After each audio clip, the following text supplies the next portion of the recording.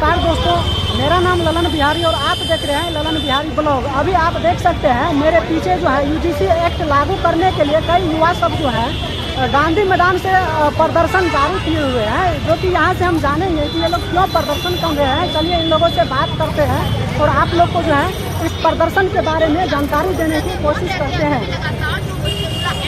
क्यों प्रदर्शन कर रहे हैं, क्या मांग है आप सबके? अभी हम लोग जो है पूरे देश में खास संगठन आइसा और नौजवान संगठन और के द्वारा जो पूरे देश में ये जो अभी यूजीसी जो है नया गाइडलाइन बनाया गया, समता समिति बनाया गया और उसको लागू करने के लिए हम लोग आज प्रदर्शन करें। और मुख्य रूप से आपने देखे किस तरह से गाइडलाइन आने के बाद चंद लोग पूरे देश में प्रदर्शन करने लगे जो लागू न हो, और इसलिए नहीं लागू हो, पूरे विश्वविद्यालय में जो है रोहित विमुला हो छात्र हो या पायल तरबिया से छात्राएं लगातार भेदभाव उसके साथ हो, संस्थानिक हत्या हो, इसके लेकर लाया गया यूजीसी गाइडलाइन। लेकिन आप देखिए किस तरह से ये जो है चंद लोग के कारण और पूरे देश में ब्राह्मणवादी नीति जो बैठे हुए लोग हैं, चंद लोग बैठे हुए हैं, आज इसको रोक लगा दिया और इसके लेके हम लोग मांग कर रहे हैं आईसीआरवाई के द्वारा पूरे देश में यूजीसी गाइडलाइन पूरे देश में लागू हो, जिससे तमाम जो देश के जो विश्वविद्यालय हो, कॉलेज कैंपस में हो, भेदभाव का कमी हो। और हम लोग तो ये मांग कर रहे हैं तमाम जो प्राइवेट संस्थान में उसमें भी इस गाइडलाइन में जो है नियम बनाया जाए, तमाम संस्थानों में या यूजीसी लागू हो, और इसके लिए हम लोग आंदोलन कर रहे हैं। और आने वाले समय में यह लागू नहीं होगा, हम लोग का आंदोलन और तेज होगा। इसके लेके हम लोग समर्थन में यूजीसी गाइडलाइन के समर्थन में आंदोलन कर रहे हैं।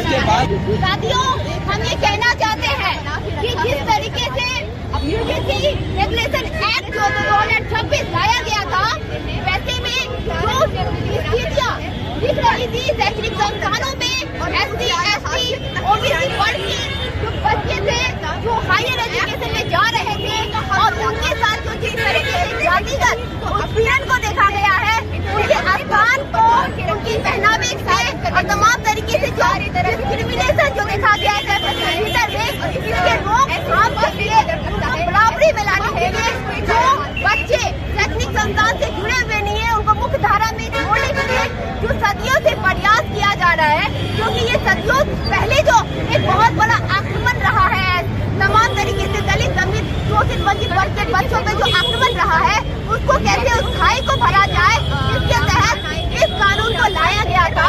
भाजपा की मनुवादी ब्राह्मणवादी सरकार का जो टूट बन के रह गई है, वो सुप्रीम कोर्ट इस पहले कदम पे स्टे लगा देती है। हमारी जो पहला फाइट था उसको ही रोक देती है। इसके खिलाफ आज आईसीआरवाई के सभी साथी पूरे देश भर में विरोध प्रदर्शन कर रहे हैं। हमारी मांग है कि स्टे को हटाया जाए और इस एक्ट को लागू किया जाए, ताकि हम इसको और बेहतर कर सकें, इसमें और रिप्रेजेंटेशन ला सकें। हम देखते हैं कि इसमें जातिगत भेदभाव के आंकड़े बढ़ गए हैं, साथ साथ इसमें लिंग के आधार पर भी भेदभाव है जो कैंपस में बहुत ज्यादा बढ़ गए हैं। हम सेंट्रल यूनिवर्सिटी में थोड़ा बहुत रिप्रेजेंटेशन देखते हैं कि हाशिए के तबके के लोग अब आना शुरू हुए हैं, लेकिन हमारी स्टेट यूनिवर्सिटी बिहार की सबसे बड़ी स्टेट यूनिवर्सिटी पटना यूनिवर्सिटी में GS कैश और ICC जैसे कोई प्रावधान नहीं है।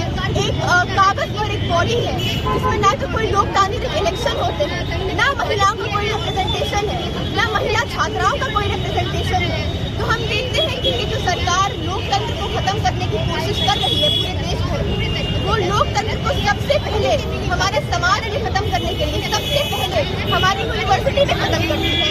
और यूजीसी के जो आंकड़े लेकर आता है वो ये दिखाता है कि ये लोकतंत्र खत्म हो रहा है, ये रिप्रेजेंटेशन खत्म हो रहा है और इसको बढ़ाने की जरूरत है। तो हमारी ये मांग है कि इस एक्ट को लाया जाए, ताकि हम इसको सुचारू रूप से और बेहतर कर सके, इसमें और रिप्रेजेंटेशन ला सके और हमारी जो लड़ाई चलती आ रही है इस लड़ाई को हम और आगे बढ़ा सके। ये प्रदर्शन सिर्फ नारे नहीं, ये उन सपनों की आवाज़ है जो किताबों के साथ सड़कों पर उतर आए हैं। अगर आज भी नहीं सुना गया तो कल का भविष्य हमें माफ नहीं करेगा। अब देखना होगा सरकार इस मांग पर कब ठोस कदम उठाती है। आपका क्या राय है कमेंट सेक्शन में जरूर बताएं। जय युवा, जय पटना बिहार।